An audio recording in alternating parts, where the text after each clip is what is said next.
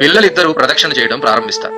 ఆలయ పూజారి మరియు ఆలయ అధికారి దూరంగా కూర్చుని ఆ పిల్లలిద్దరూ ప్రదక్షిణ సరిగ్గా చేస్తున్నారో లేదో గమనిస్తున్నారు.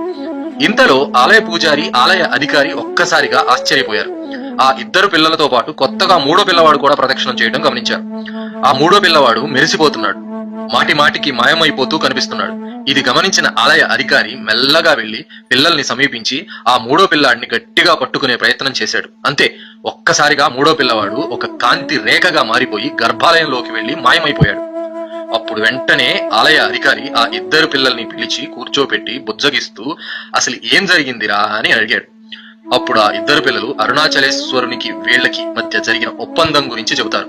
అది విని ఆలయంలో ఉన్న వాళ్ళందరూ ఆశ్చర్యపోయి ఆనందంలో మునిగిపోయారు. సాక్షాత్ శివుడే పటికీ బెల్లంలో 3వ వంతు వాటా స్వీకరించినందుకు ఆ పిల్లలిద్దరితో పాటు తాను కూడా శిక్షను అనుభవించాడు.